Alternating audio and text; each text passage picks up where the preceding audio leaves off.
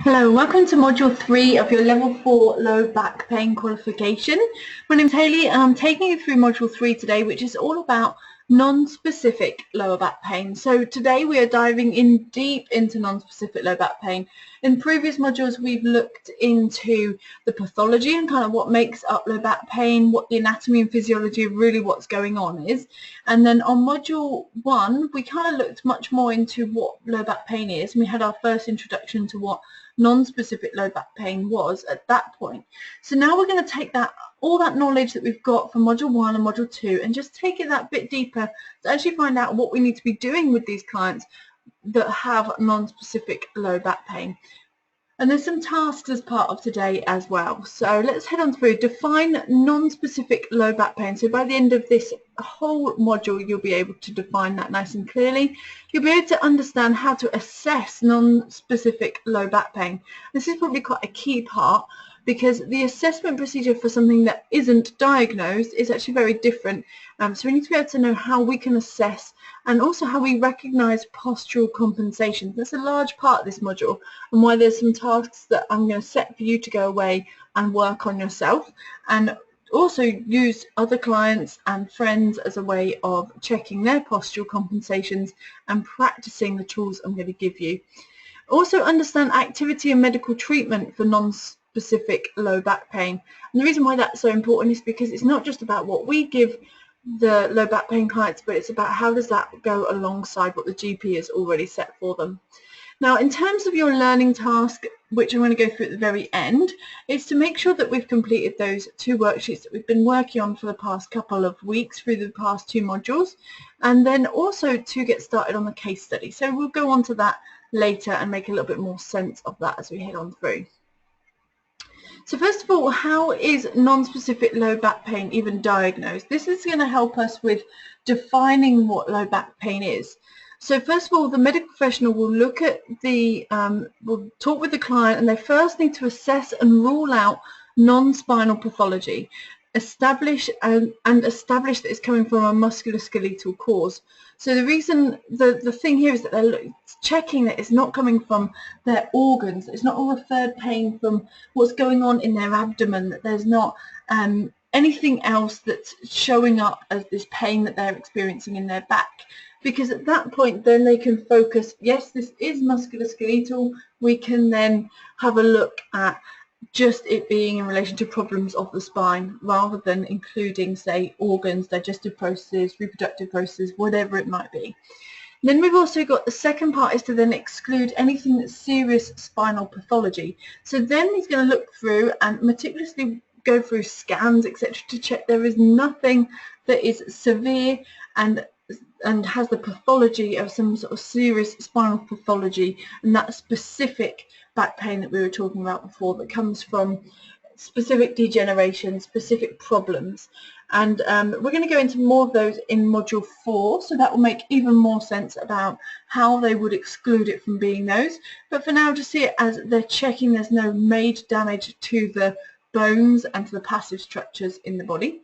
Then he's going to go through and check that there is no nerve pain and no radiating nerve pain. So remember, the third type, the third classification of back pain was that nerve root pain. So he's got to check that this isn't coming from any kind of radiating pain or any compressed nerves or any neurological problem. Instead, he then knows he's ruled out everything else, and it must be non-specific. And in it being non-specific, the client will be able to point that it's actually all around muscles in particular. Maybe they're pointing out particular tightness and cramping sensations in muscles. So this non-specific low back pain basically means it can't be diagnosed as any of those specific ones that we've spoken about on here. Anything disease related on the insides, anything serious spinal pathology, or any nerve root pain. So when there is no definable cause, how do we go about assessing and working with our clients? And there's some really key things that we need to look into. So first of all, it's important to do some postural tests, because we've worked out if there's no definable cause, There's nothing specific going on that's particularly deformed. We need to work out what's going on in their posture. So this allows you, by doing a series of postural tests, which we'll talk about as we head on through this module, and will allow you to then go away and do these tests. This allows you to ascertain the tight and weak muscles. So once you've been able to do these tests, you can look down through and you can find on the chart what muscles it is that they're tight and which areas are weak. And then you can build your program appropriate to those. The other side is that you can analyze any compensations when you're working with them. You know whether they're leaning further over to the left because they're compensating for a pain on the right, for example. Then you can highlight any limiting areas. Maybe they can't rotate fully on one side, but they can rotate quite well on the other side. Maybe their limiting is the flexion in their hips when they come to sit down in a squat. And once you know their limiting areas, and also the areas that cause them pain, so not just areas that are blocked, but areas that they're limited by pain in particular, this allows you to actually decide then and there what areas you can start working with and start building up your plan from there. But as I said, it's not just about physical activity. We also need to know lots more about our clients. So we need to find out their health and lifestyle questioning. And this allows us to find out those risk factors.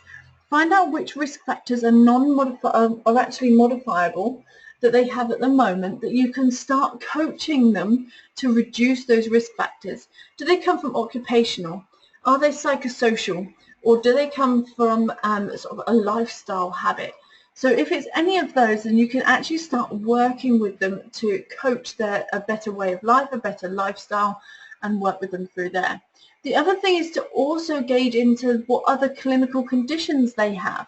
And this is where your PAR-Q comes in. So really important to know, do they have anything else alongside their back pain? Do they have osteoarthritis in the knee? Do they have obesity? What is going on in relation to their conditions? And it'll give you a really good map and overview of what's actually happening in relation to your client. Then we also want to be able to gather a detailed understanding of how they live their life, and that's why some of these questionnaires are very subjective, and they're about the client's perspective of how they're living their life and the comfort that they're living their life at. And this basically allows you to find out the impact of their back pain, the impact of their pain and their disability and what that's having on their life. So by having this in place, by doing a series of questionnaires and series of probing into their health and lifestyle, you can create a much more holistic approach into really finding out what your client needs as a way of improving their low back pain and preventing further reoccurrence. The next slide is psychosocial questioning. Now this is about finding out the root cause and uncover any of those beliefs that are maybe keeping them in one particular place. Once you've found those, you're able to integrate this into that holistic approach where you're combining the physical side of the types of postural work that you'll be doing and the activity with their lifestyle adaptations that are needed, and also with their psychosocial questioning as well. So what their mental side that they maybe need a little bit of extra help on. And this allows you to understand the impact and severity of their pain and disability, and it all combines to create a really big, clear picture of what's going on with your client. Now, although there's no definable cause, you will have a really clear map at the end point. So there's no diagnosis of what caused it, it's not specific back pain, but you have a clear understanding of what's happening in their life right now.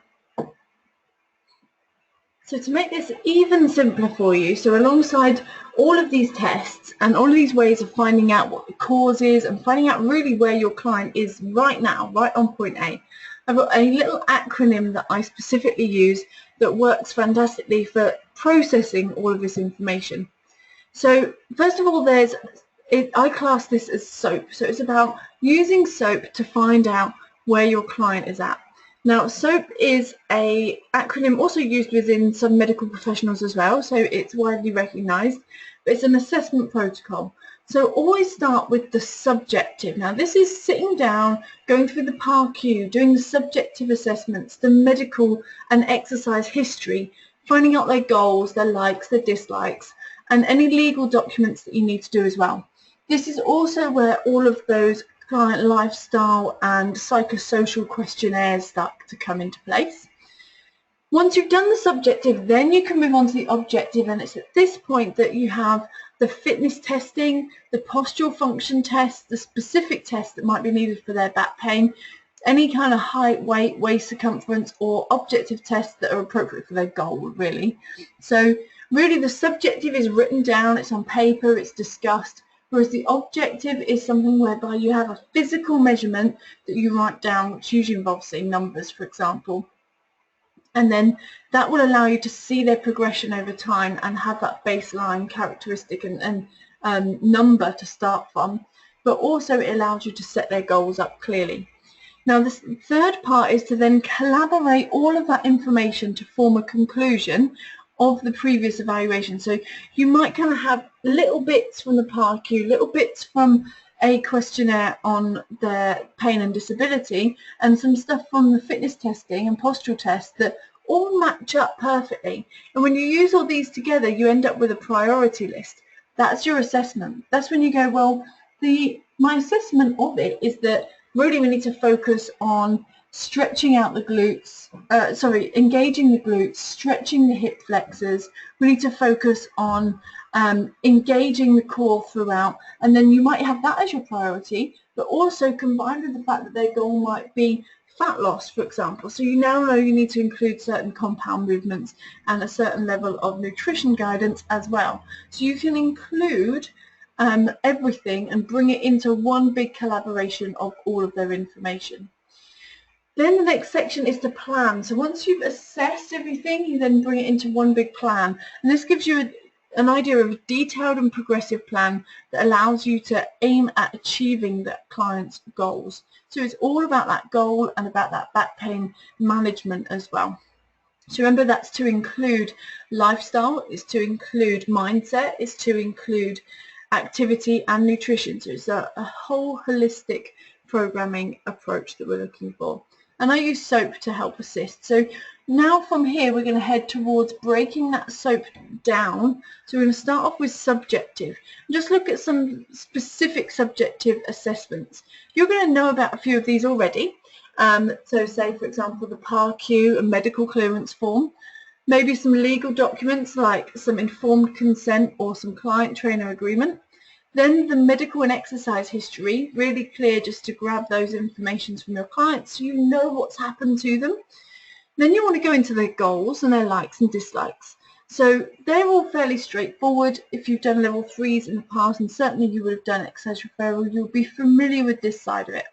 Now, there are some set subjective assessments that come into play just for lower back pain, and these appear actually because of the importance of understanding lifestyle, the importance of the psychosocial and of the occupational interference that we were talking about with the risks. So remember when we were saying the risks and the causes of low back pains, particularly non-specific low back pain, really relates to their occupation that they have, their lifestyle that they hold, and also their psychological awareness of where they are, or their psychosocial events that may have happened. And that's why we need to go into some of these subjective assessments to really find what's going on. So these subjective assessments are in your manual. So when you turn through your manual, you'll find them, and you'll certainly find them in the section within your case study in your LAP, whereby a couple of these have been completed by the lady that your hypothetical case study is all about. So this includes the acute low back pain questionnaire. Now this one's a little bit longer, and it literally is highlighting all the areas whereby they might be experiencing pain, and then at the very end of their questionnaire you get a score to show how acute the back pain is and whether they are likely to have any time off work as a result of using it. So that's one element of the acute low back pain. And you might turn around and go, well, I don't really need to know how at risk they are of losing work days.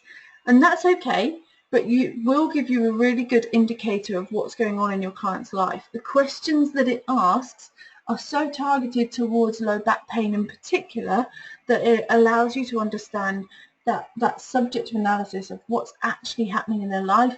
What is it that they're avoiding? What is it that they physically can do? Then you've got the fear avoidance questionnaire, which is really highlighting what areas they might be physically avoiding because they're fearful that they might get injured again. So that's where the fear avoidance really steps in. Then you've got the A, B, C, D, E, F, and W mnemonic. So that's a mouthful, but this one is fantastic because it really pulls up a lot of the yellow flags, and the yellow flags are those psychosocial things, the things that step in the way of somebody getting over their low back pain, or that may be holding them in that place of having low back pain. And it includes everything from how they are with family and friends. It includes everything to do with their occupation and about their attitudes. So it allows you to kind of dive in a lot deeper into what's actually happening with your client. What is their subjective analysis at that particular point? What are their yellow flags? What are their psychosocial beliefs? And then this, as this outlines all your beliefs, you can then pinpoint what things might be kind of going on that you need to already consider. And then these other last two are a disability questionnaire. So one's the Roland Morris Disability Questionnaire, one is the Oswestry Disability Index. The first, the Roland Morris, is a very simple tick list where literally they just tick out the ones that apply to them, and it will give you a score which allows you to compare before and after. You don't get a physical kind of rating. The Oswestry Disability Index sometimes is not available in these manuals, but it is one that is used nationally as a way of indexing somebody as having a disability. So it is one to definitely look up, and the reason for this is you can see the type of questions that they will arise during that. But those first four are available in your manual, and also I'll make sure there is a version within your downloads here and resources as well. Now, alongside with all four of these, once you get into a system, it sounds like quite a lot of information to gather from your client, but I really suggest you do, and it's really about gathering the right information at the right time. So you might have your own system whereby you combine a few questions from these questionnaires into your pre-existing health and lifestyle questionnaire, where you collect their goals and their likes and dislikes, because it allows you to find out the most important information. But if you don't need to know the risk of them not being at work, or specifics about, say, their monies, or whatever it might be, that might be a feature of some of the questions, then you might turn around and say, actually, I'm just going to take sections from a few of them and use that as part of my program and my fact find. So you have a specific health and lifestyle questionnaire that you've made up. Having said that, for your case study, because they have already been completed by the hypothetical case study, you'll be restricted into the ones you can use for that. And as part of the case study, you actually have to interpret these. So you have to go through and use the rules on there to interpret the questionnaires themselves, and then explain what that means in relation to your client.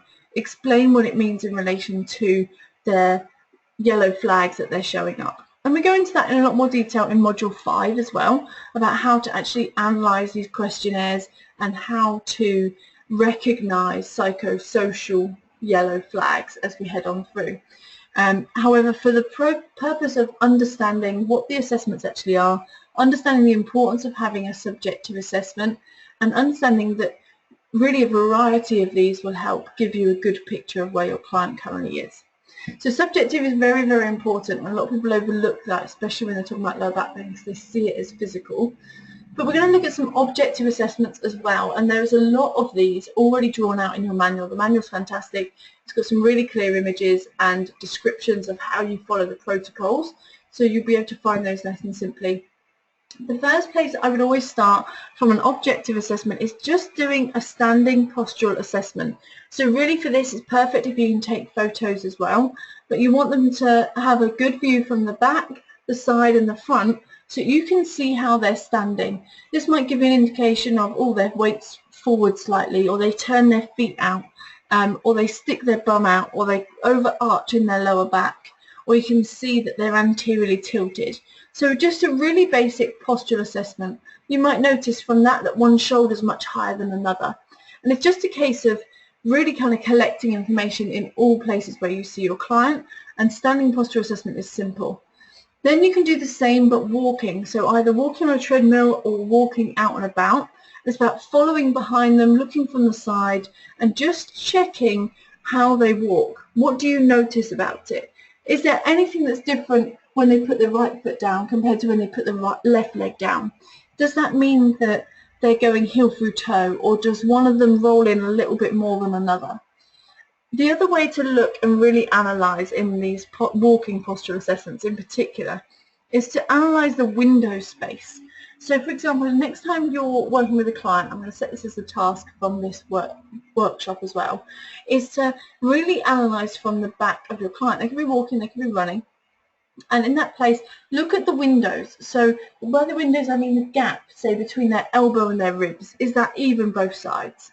The gap between their knees and their hips, so as they're moving, what's the space? What's the space like in between their legs? What's the space like when you come and look from the back, the window between their ear and their shoulders? When from the front, what's the window when they're standing from the side? What's the window around their back? So the window is the gaps of space, and it allows you to see how even it is from one side to another. And this is really good not just in walking, but in any kind of exercise your client's going to be doing. It just gives you an extra kind of understanding of where they are in space, and just a chance to really pick up on any compensations and differences. The other test I would also make sure I do is a deep breathing test. Now the reason why I do a deep breathing test is because it relates so much to their core activation. As you remember in the core section in Module 2, we were talking about how the diaphragm is a major part of core engagement. Now if somebody has been avoiding using their diaphragm, i.e. they're just breathing very shallowly, then as they're breathing really shallowly, they will literally avoid using the diaphragm, and they will not be getting gentle core activation as they're moving. That could be a signal that there might be problems going on in relation to their core activation and their back pain, or it could just be an easily rectifiable stress reaction. So quite often when we're stressed, we'll breathe up into the top of our chest and our shoulders rather than deep down into a nice relaxed belly breath.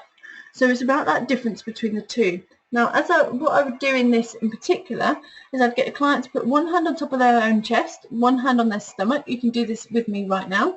So do one hand on each, and then from here just take 5 really nice deep consistent breaths at their own pace. So they're taking breaths, and whilst they're taking those breaths, you're going to just look and just watch which hand is moving more.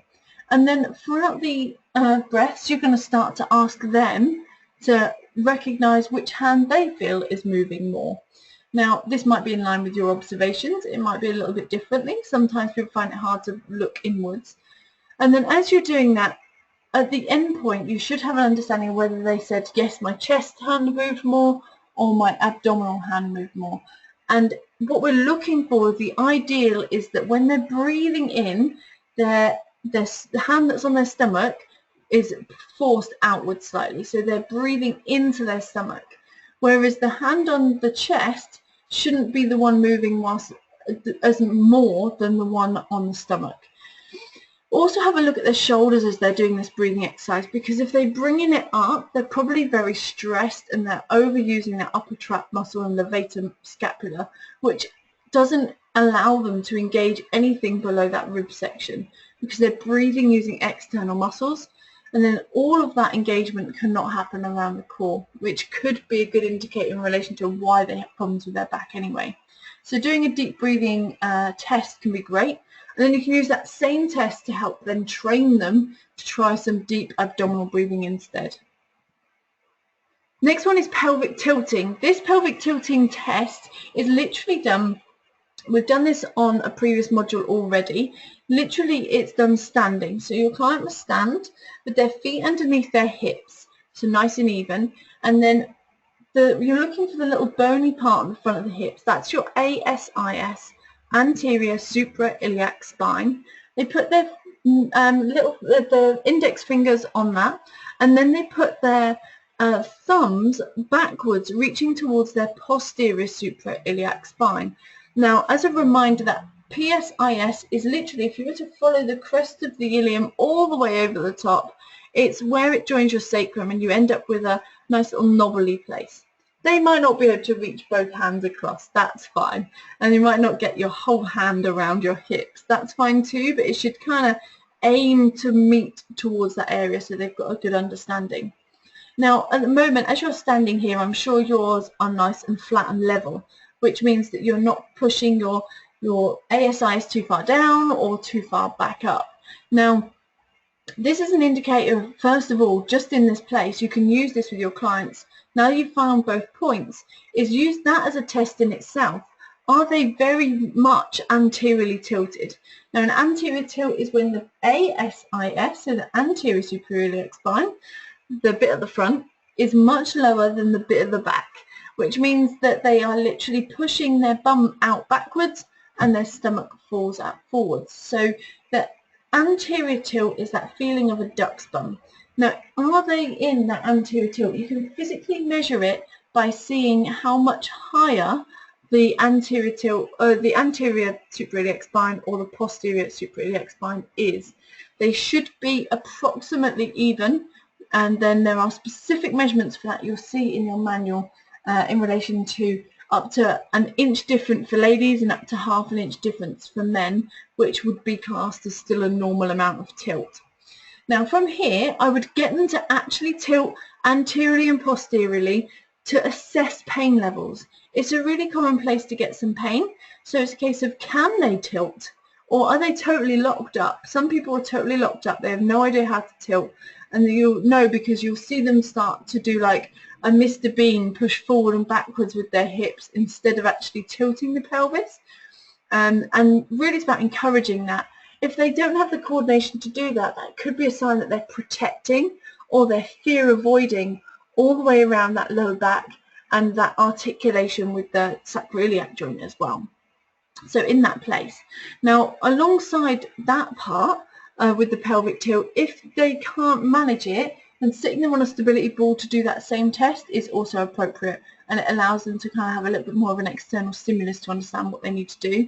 They're almost just rolling the ball underneath them using their pelvic muscles, not using their legs. The next one to do is a shoulder flexion test. This one is also in your manual. So this one, for example, let's talk about the standing version. You can do this lying, but I feel that some clients don't like getting down to lying, especially with low back pain. So the standing version is that they literally stand with their heels against the wall and their back all the way up against the wall. So nice and flat, shoulders flat, bum against the wall. If they need to take their feet forward a little bit, depending on the position of their back, that's absolutely fine, they can do that. But make sure you measure the amount so you know that ready for next time. Then you're going to pop your hand behind their back and just check the distance between their spine and the wall. And get them to engage their core so they put a little bit of pressure on your hand. Now whilst they're putting a little bit of pressure on your hand, at that point you know their core is engaged. That's our desired place to be. So starting off, their hands are down by their side. Now shoulder flexion is when your arms are above your head nice and straight. So the aim of this is to take their hand, is for them to lift their hands up from by their side and put their thumbs on the wall behind them, with maintaining straight arms and not moving away from the wall. So there may be three things that you find out with this one in particular. The first one is that they might not get as far as the wall before their back leaves your hand, and at that point you must ask them to stop, because that's a sign that they've disengaged their core and instead they're gonna cheat to get their arms on the wall. They're literally going to move their back so that they can facilitate putting their arms on the wall. And actually what we want to do is keep that core engaged so it just comes from the shoulders themselves. That's a really good indicator they're not engaging the core. Combine that with, say, deep breathing or pelvic tilting, you're already getting a really big picture of what's going on with your client. Now, if their arms bend at the elbow, they're not able to keep them really straight the whole way up. That's an indicator that they have a tight chest. So you might combine that with other parts of their testing to really dial into the fact that maybe they're office workers, maybe they're always in a tight chested position where they're folding their arms forward. Maybe they overwork chest in the gym. What do you think the reasons are that they've got this bending in the elbow? If it's one side a lot more than the other, is that based on something that they do or an injury that they've had? So ask them questions.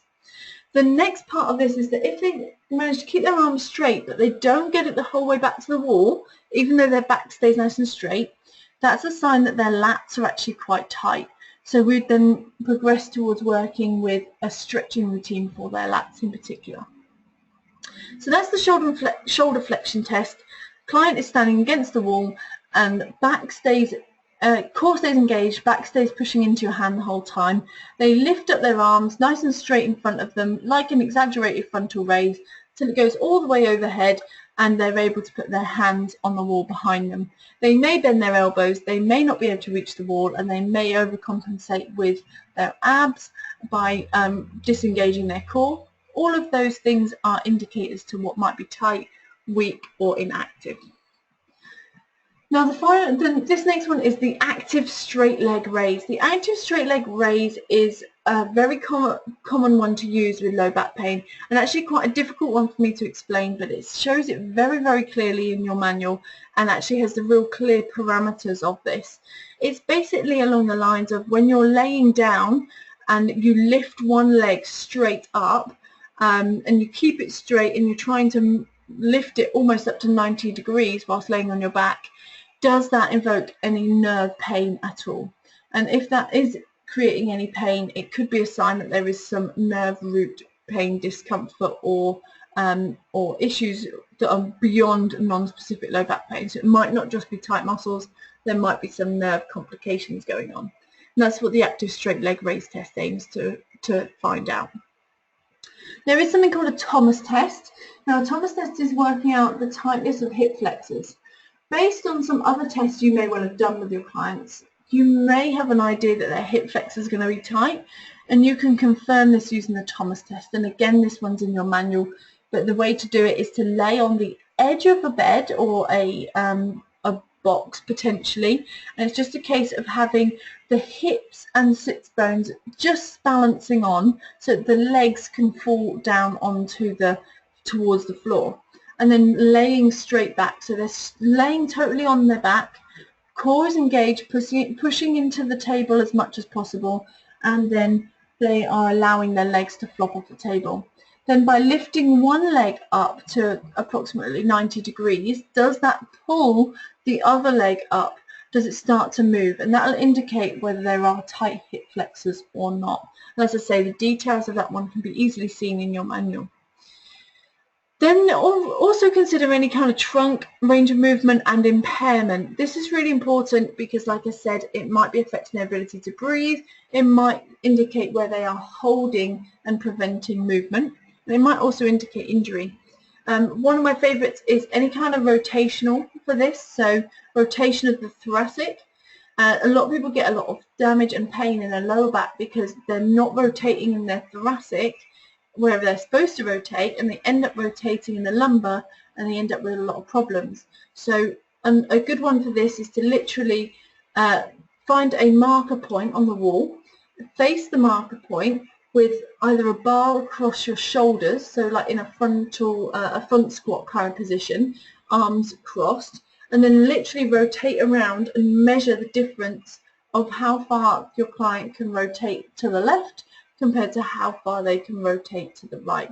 And that will give you a really good understanding of their range of movement availability. Now, a squat analysis test. This is the biggest one that I'm going to go into in depth with you today.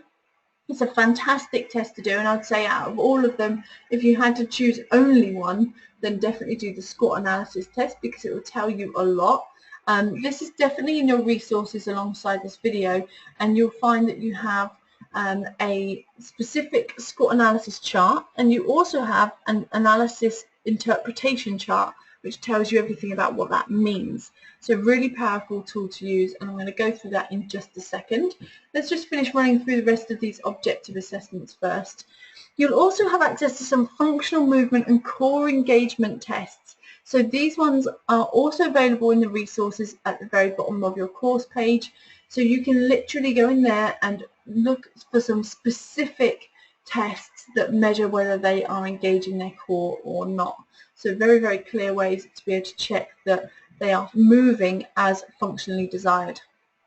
Now let's look into that squat analysis chart in a little bit more detail. So, and actually I'm going to ask that you do this on a client or a friend between this module and the next module, because it will give you a really good understanding. Now, the first thing to do is to set your client up. Make sure that they know they're being observed on posture, but not to do it anything differently to how they know. I always avoid actually demonstrating the squat at this point, because I don't want them to take on my bad habits or my good habits. I want to see exactly their understanding of a squat. Now, once they start squat, you might have to get them to move around a little bit beforehand so that they feel a little bit less rigid in that position, but they actually feel less assessed, I suppose. And then get them to maybe march on the spot, maybe walk around in one circle and then back again, and then they're able to get going. Just start them doing bodyweight squats, ideally at a good depth, but I would say avoid going so low that you get the tuck under at the bottom. So generally we say with squats, yes, go as deep as you can, but for the analysis chart, I would definitely say go just before the hips tuck under, because that can cause some confusion in the analysis itself. So then once they're squatting, you're going to look from the front, from the back, from the left and from the right, and you're going to literally look at all areas. So it will take a little while. They'll be doing quite a few squats. And the first things you're going to look for are all written down on this compensation chart, and then you're going to be able to tick them off left and right side as to what you see. So for example, they start squatting and you're having a look from the side and from the front, and you notice from the front that their foot starts to roll in, starts to flatten, and in particular on their left hand side. And that's that look of the arches flattening. So the arches start pushing down. And if you're not sure, an easy way to do this is to literally slide in behind them, so sat on the floor, and then literally pop your finger underneath the arch of their foot and allow them to continue squatting, and you'll feel whether the pressure increases on your hands as they do it. Now, for example, if that person is having more of that happen on the left side than the right side, I personally would just put 2 ticks on the left side and then 1 on the right, because there's still a little bit on the right, but there's more on the left. And then that kind of summarises that part of the table. Then feet turns out, that goes without saying, nice and straightforward. A lot of people turn their feet out when they squat. If that happens, pop a little tick in this box. If their heels rise when they squat, so if they go down to squat and their heels lift up, then tick whether that appears on the left or right. Knee adduction. This one is best seen from the front, but you can see it from the back as well. And this is where the knees knock together. So they're adding into the midline, that knee adduction. And they're adding into the midline. Make sure that although this is not necessarily as clear to say, oh yes, it's left or right, make sure you differentiate if there is one moving in further than the other as you tick this, because that will really help you. But yes, knee adduction is knees going in. Opposite to that is the knees going outwards. So this is when they abduct. This is where you end up kind of looking like a little bit bandy-legged as you squat down, where the knees go outside of the foot. So when we're saying about abduction and adduction, the neutral place is where the knee is in line with the second toe, whereas that's in comparison to maybe following the toe, just that the toes happen to be turned out. So make sure you clarify between those two that it's in relation to the knee going over the second toe. Is it inwards or is it outwards from there?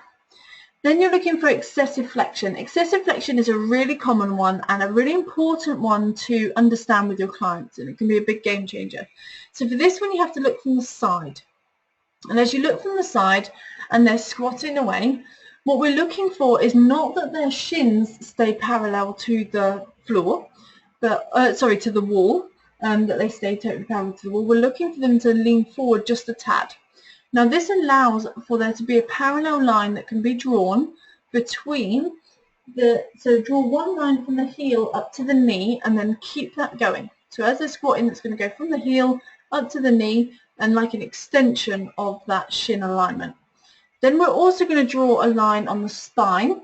So just as you're looking at your client, you're just going to be aware of those lines, and as they squat, you should at the bottom part see that they become totally parallel like tram lines.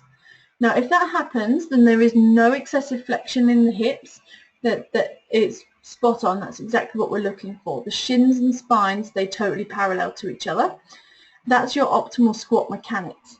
However, if, for example, their shins stay fairly straight, so vertical, but their hips fold forward, so their spine almost becomes like a tabletop, that's excessive flexion of the spine, of the hips. So we're looking at that being one to then right on here. So you might just tick on there that they have excessive flexion forwards. Also then look to see if they've got any excessive back arching or rounding. Then you want to check whether there's asymmetrical weight shift. So for this one, you're going to look from the back, and when you look from the back, you want to check, are they loading their foot to, like one foot in particular, so that when they get to the bottom of the squat, is their weight or their bum weight, basically all their hips shifted slightly to the left or to the right? And then literally just tick that on your squat analysis chart to say which way they are asymmetrically shifting. If it moves from one to the other and back again, then tick the area that it ends on at the very bottom part of the squat where they're happy to put their weight. Then we've got the fact that the elbows flex when overhead. So if their elbows flex overhead, this is similar to when we've done the shoulder flexion test, and we talked about that a moment ago. Then you've got the problem if their arms fall forwards. So this one you would see from the side, that they don't manage to get their arms in line with their ears for the whole time. They start to fall forwards. Other things to look out for is that the shoulders elevate, so that means like bringing the shoulders up towards the ears, or that their shoulder blades protract. Now protraction is the pulling forward of the shoulders so that the shoulder blades kind of separate, and that's that like closed in position of the chest, like they're kind of arching forwards. So that's shoulder blade protraction. And then the final one is that their head sticks forward, i.e. that their ear is forward of their shoulder rather than being in total alignment. So they're all the areas for you to tick through and have a little look for. Make sure you look from left, right, front and the back, really important, and write down the notes as you head on through. It could well be that your client gets a little bit tired, so you might want to start off with the arms down by the side whilst you're doing the first few amounts of body weight squats, and then take your arms overhead so that you can get that good picture from really about the lower back, about the asymmetrical weight shift, about the arms moving and the head moving, and that will give you a full picture then. So it's an overhead analysis. Once you've done that, you then will have an analysis sheet, and you can just, it will look exactly like this image now on screen, whereby it will tell you that if the foot flattens, what muscles are tight and what muscles are weak. Now this is a goldmine because it actually shows you what you need to do in order to correct what you're seeing in front of you. Now there is one little hinge point, and that hinge point is that if your client is compensating movement, it might not just be because there's tight or weak muscles. It could be their coordination. It could be that that's just how they were taught to squat. It could be that they don't squat ever, and this is totally new to them. But it also is likely to be that they are compensating from pain that they feel somewhere in their body. So when you're looking to correct this, they may well come across blockages that hurt, in which case we don't work through the pain, we just work up to and including a little bit of discomfort, not full pain. Now once you've got this list, you'll end up with probably quite a few different things. So for example, their knees might adduct and their feet might turn out. So as a result, you've now got two lists of tight and weak muscles. Now your main aim straight away is to go and aim to stretch and foam roller the tight muscles. So remember we were talking about foam rolling and SMR as a result of working the fascia and how tight that can get. So if the fascia is very tight as well as the muscles, then stretching alone isn't going to work. We could do with some SMR in there to help release. And then once you've done that with the tight muscles, you also need to activate those that are weak in the area. Now that might mean that you need to do some activation exercises as part of the warm-up. It might mean that you need to focus your whole main program towards activating their glutes, for example, whereby it becomes a priority in their training. So really this gives you a guideline for being able to then work on your programming with clear, good reasoning as to why you've chosen it. So that SCOT analysis chart is really important. Now there's a few things I want to just explain in relation to a couple of key compensations you're probably going to see. The first is an upper cross syndrome. Now an upper cross syndrome is what happens when somebody is stooping forward slightly. So their chest muscles are tight and they kind of pull them forward. So if you imagine you're sat at a desk now, for example, and you're typing away, it pulls your shoulders forward. It's that position, that slight hunched position, that we class as upper cross syndrome. Now, this isn't kyphosis. A lot of people get this mixed up. Kyphosis is a formal setting, so like the bones are actually stuck there, of the spine in that position, in that hunchback position, whereas upper cross syndrome is just a tendency to hold those positions based on tight and weak muscles. Now the tight muscles in this case, you can see, create a cross across the back. Partly the upper traps and the levator scapula, they get really tight. So this is really common in those people that were breathing up through their upper traps and levator scapula. Their pecs will be very tight. So you might see that on their tests, they bend their elbows when they're asked to take their arms overhead. And then also the opposites to those are going to be weak. So they might have weak, deep neck flexors. Now that's going to potentially send their head forward, which means that they might well have their ear in advance or in front of their shoulder as well. So that's another thing to look out for on that postural test. And then the other weak part is that their traps, their lower traps and the serratus anterior are weak. And that means that they end up protracting those shoulder blades forward, and the tight becomes tighter and the weak becomes weaker. So they end up compounding this stooped over position. So if you find somebody that has lower cross syndrome, you don't necessarily have to break down each of the different joints. You know, you can just stick to this upper cross syndrome. You know what's weak and you know what's tight. So this is a really, really useful thing to recognize. It's a very common one to come across. The next one is lower cross syndrome, and I've been talking to you a lot about anterior tilting of the pelvis, and that's this basically. So instead of it being lordosis, where the bones are totally fixed in place, they're fixed in one particular place, the bones are able to move still in the vertebra, but this person has a tendency to stay in a really tight position around lower cross syndrome, and this is that tight anterior tilt of the pelvis. The areas that are tight are the erector spinae, and you can also include in there the quadratus lumborum, and also the hip flexors, those iliopsoas right in front. Now those two are tight, which makes sense because there's a whole rotation forwards that's actually flexing the hips and overarching the spine, which is obviously the job of those two muscles. So they're really dominant and tight. And then you've got weak abdominals, so that whole core section, because if you engage your abdominals instantly, it encourages more of a posterior tilt rather than the anterior tilt. So they're not able to engage that core to keep that pelvis still. They also are likely to have weak glutes, which means that you've got a really clear plan straight ahead of you, ready to go. If somebody comes to you and you can see they are stuck in an anterior tilt for a lot of the time, they potentially have lower cross syndrome, in which case you would stretch off the tight areas and activate the weak areas. And same for that upper cross. You want to activate the weak and strengthen the tight. Don't strengthen the tight and stretch out the tight areas in particular. So that gives you a plan that you can follow that's really clear. If somebody has a particular thing going on, you can then know exactly what you need to do to rectify it. And that obviously influences your planning. So, for example, I've got a real clear 5-point step here for your planning. So this is what we just talked about in the lower cross syndrome. So we're doing a postural test and we look for lower cross syndrome and any other postural deviations that we might find.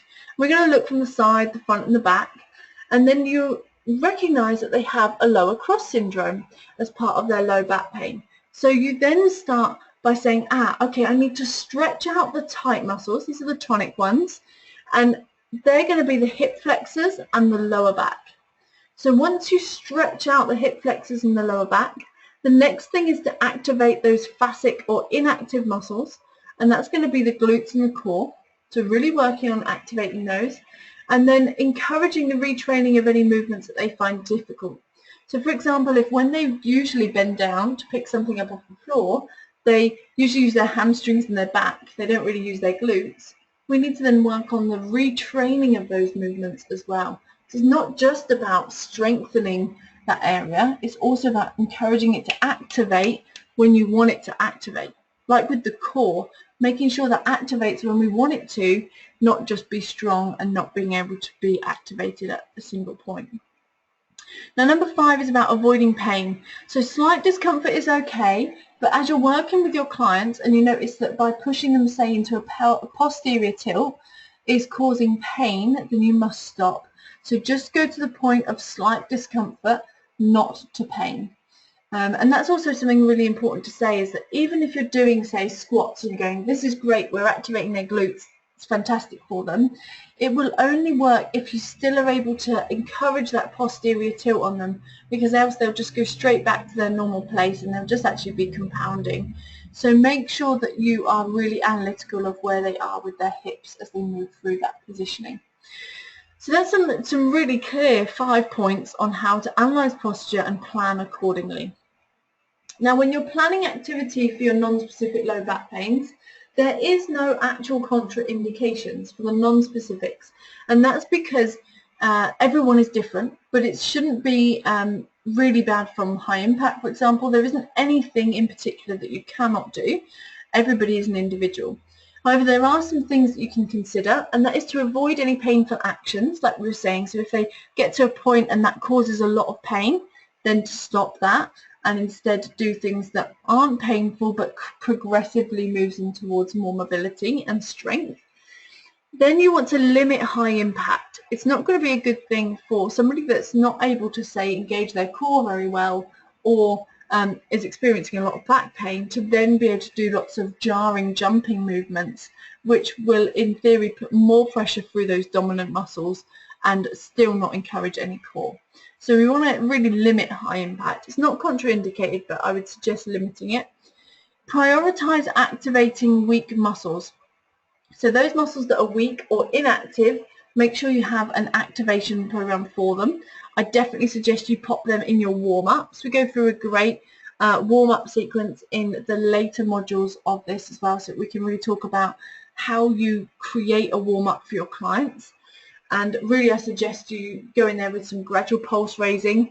You use some mobility exercises that will really help mobilize around the areas that they find tight, and then you activate those weak areas so that they're aware of their posture before they get started. And that activation in the warm-up is key.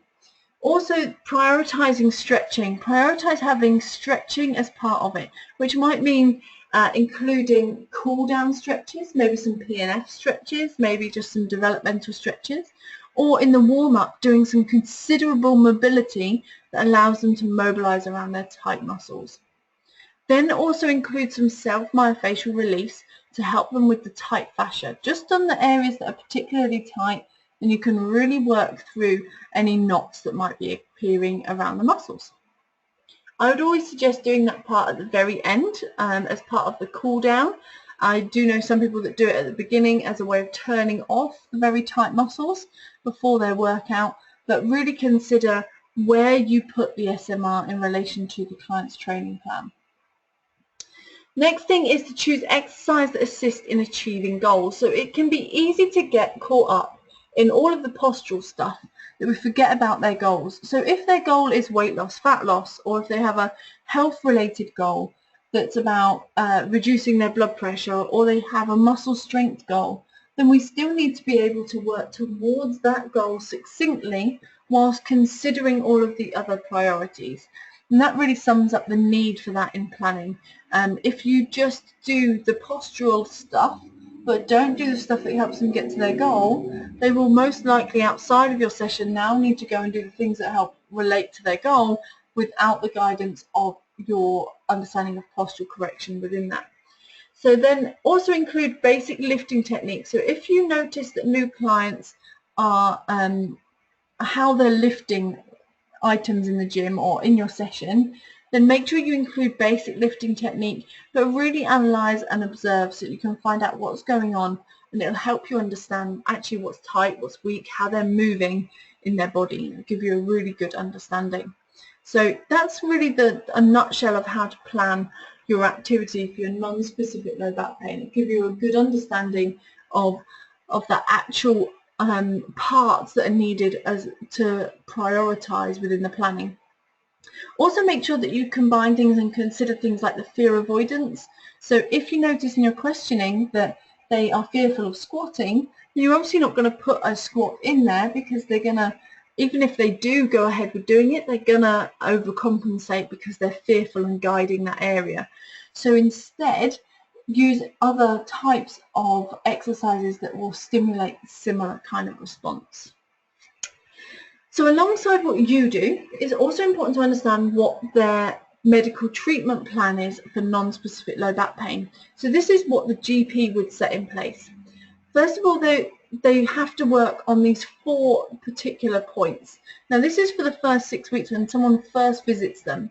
You're going to tell them and reassure them how common it is to have lower back pain. They're asked them to remain active and continue all of their normal daily activities. They're going to ask them to remain at work for as long as they possibly can, so that they're not just becoming sedentary. They want them to remain at work for as long as possible, and that hurting doesn't mean that they are harming. Now these 4 really basic principles are important to reinforce as a fitness professional as well, so that when your client comes to you, you are in line with the beliefs and the structures set in place by that medical treatment plan, because this encourages that person to feel positively about their back pain and not catastrophize the result that's happening in their body. So very much important that we stay alongside these guidelines of the advice we give. So let them know it's common, let them know to continue being active and do their normal daily activities and remain at work for as long as possible. Now, as they're doing this, the next thing is that if they're generally in that first session when the client comes to the GP, they will be told to continue with those things and see how it is. If it still persists after 6 weeks, they will be asked to revisit the GP for a treatment plan. Now this will vary from person to person, and it's important that it's client-centered. So generally they're given an option. Generally it includes some sort of physical activity and exercise for 12 weeks, or it might include manual therapy for 12 weeks, which could be like chiropractor, physiotherapist. It could include acupuncture, and it also will, alongside these 3, include drug therapy as well. So the medications that will be needed to be taken. If you notice your client is on medications, make sure you check into what that medication is, what the side effects are, and what it's actually treating them for, because it can tell you a lot about what's going on in your client's body and allow you to be prepared for those side effects on session, and alongside with the lifestyle advice you give as well. So your client may well be asked to go and do acupuncture, to do manual therapy, to come to you to do physical activity and exercise. And that's fantastic, and you should help support that alongside whatever it is they're doing with you. So make sure you are holistic in your approach, and you are encouraging people to revisit the GP for a treatment plan as needed, but you're encouraging them to follow through with that alongside what they're doing with you. Now, if after those 12 weeks they still have pain, so this is another 3 months later, so they started off with 6 weeks, so now we're at 4.5 months into their pain. So they've been experiencing pain for 4.5 months before they get assessed for surgery. This is usually when they'll have their scans, etc., so their MRIs, to really find out what's going on. And this is where they'll be given an individual care plan based on what's happened. So this is the point where they might find a specific fracture or specific problem with the joints, and at that point it becomes specific lower back pain, which is what we're going to talk about in the next module, and they'll be able to put a care plan in place for their operation or for their surgery. Now, the reason why this isn't done sooner is because a lot of people just have it for an acute and subacute amount of time, which means that they don't need to have evasive surgery that could make things worse. They generally just need to improve their lifestyle, they need to stay active, and they need to start reducing those risk factors and keep moving in the back, especially for non-specific low back pain. It can generally be over by 12 weeks quite comfortably. However, if they are still experiencing problems, they will be asked to then have a test. Some people can get quite disillusioned if they're told they can't have a test very early on. So like if they go to the GP straight away and they say come back in 6 weeks, they can sometimes feel like the GP is not really helping, in which case it's important for you to help reassure and reiterate that that is the treatment plan. So they'll then know all parts of that as the treatment plan, and that really the most beneficial thing is to clean up the lifestyle and to work on the posture and the health of that client, rather than working just off medical treatment alone, which will come after 12 weeks of pain at least. So that kind of summarises everything about non-specific low back pain that we've been talking about today, brings us towards the end of Module 3, and really I want to kind of summarise all this with just one quick little quiz before I set you your tasks to go away and do. Now your quick quiz question today is, which muscles are typically tight with lower cross syndrome? Is it A, mid-trapezius? Is it B, iliopsoas? Is it C, gluteals? Or is it D, gastrocnemius?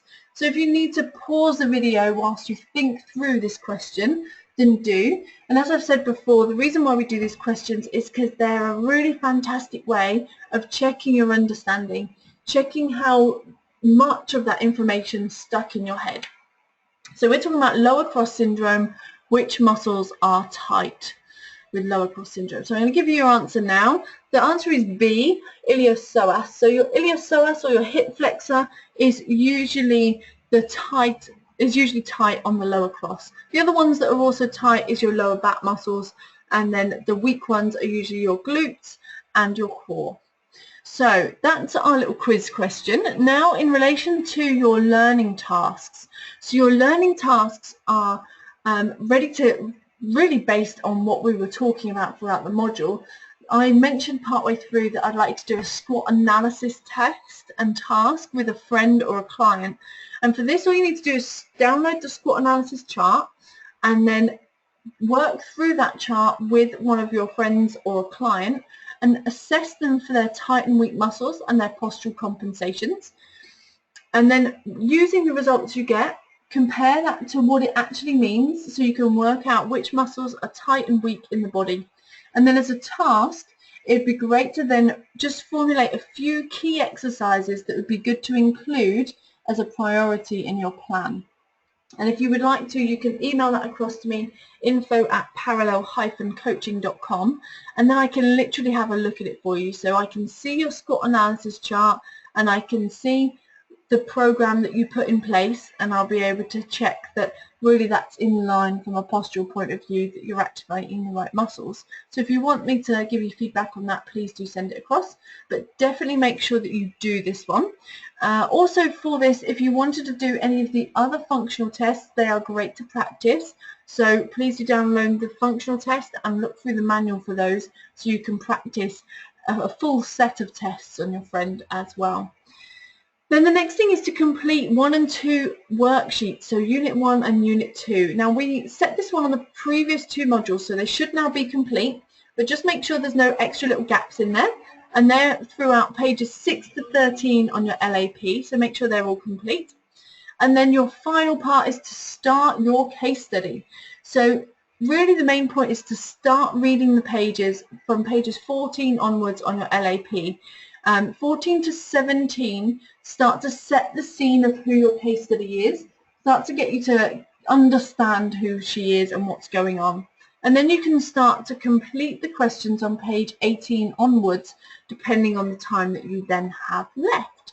So really this case study part is one of the last parts that we have as part of the actual learner achievement portfolio, and we're only on module 3, so it's important that now you understand that it's spread out over the next couple of weeks. You don't have to complete your case study in 1 week. and the information that we're going to give you in following modules will assist as well. But make sure you make sure you have a read through so you understand what's involved, and then you can get hold of us if you have any questions.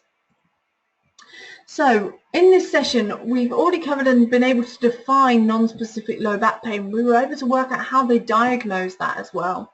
Then we understand how to assess non-specific low back pain when there is no diagnosis. How do we assess it? We went through our SOAP protocols. We looked at all the subjective questionnaires. We looked at some objective testing as well.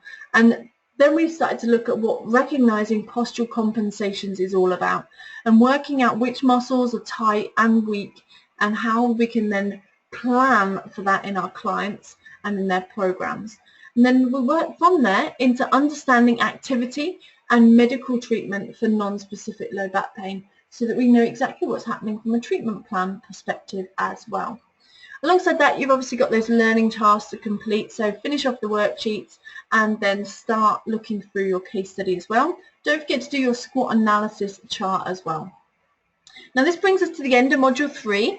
If you have any questions or feedback that you would like to send across, then remember the email is info@parallel-coaching.com. I look forward to hearing from you on how you got on with the squat analysis in particular. I hope you've enjoyed this module. There's a lot of information in relation to posture and testing, so I can't stress enough, the more you practice this now, the better. If you're unsure of anything, there's nothing stopping you from taking a quick video of it and emailing that across to check you're doing that correct. That is absolutely fine. So please do send those over. I look forward to seeing you on the next module where we're going to go in depth into specific lower back pain and nerve root pain. But until then, have a really great day. Take care.